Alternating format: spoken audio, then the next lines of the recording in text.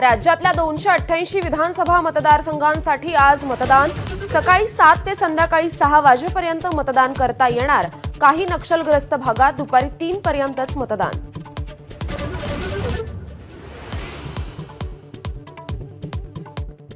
पालिकेचे 60,000 तर पोलीस आणि सरकारी यंत्रणेचे 40,000हून जास्त कर्मचारी निवडणूक ड्युटीवर। तर आज राज्यभरातील आठवडी बाजार बंद राहणार।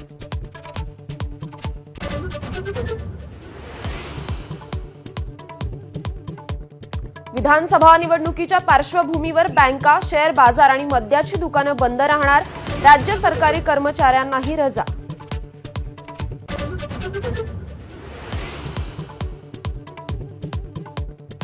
आज नांदेड लोकसभेच्या पोटनिवडणुकीसाठी मतदान। काँग्रेसचे रवींद्र चव्हाण आणि भाजपचे डॉक्टर संतुकराव हंबर्डे यांच्यात लढत। महाराष्ट्र आणि झारखंडसह 4 राज्यातील 15 जागांवरही आज मतदान।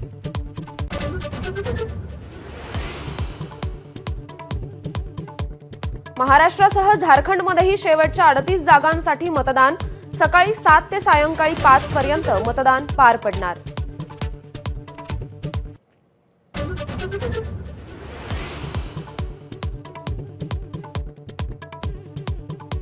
भाजप नेते विनोद तावडे विरारमध्ये पैसे वाटत असल्याच्या आरोपावरून महानाट्य।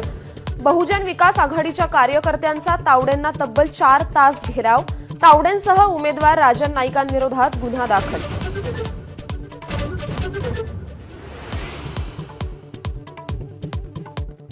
विनोद तावडे 5 कोटी रुपये घेऊन येत असल्याचं भाजपवाल्यांनीच सांगितलं।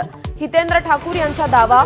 तर कुणीही टीप दिली नव्हती, कार्यकर्त्यांना मार्गदर्शन करण्यासाठी गेलो होतो, तावडेंचं स्पष्टीकरण।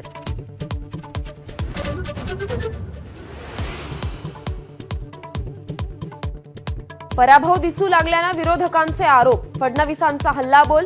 विनोद तावडे दोषी नाहीत, फडणवीसांचं स्पष्टीकरण।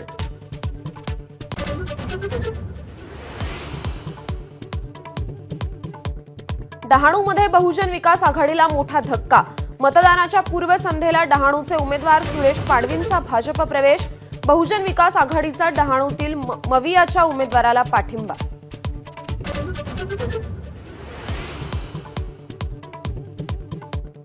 मतदानाच्या आदल्या दिवशी शेकापचं फेक पत्र व्हायरल।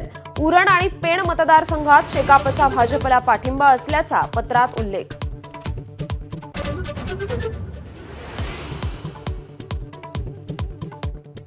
हल्ल्याप्रकरणी अनिल देशमुखांनी अजून जबाब नोंदवला नाही। नागपूर ग्रामीणच्या पोलीस अधीक्षकांची माहिती। रक्ताचे डाग किंवा सीसीटीव्हीत 2 बाईकवर 4 जण जाताना दिसले नसल्याचंही स्पष्टीकरण।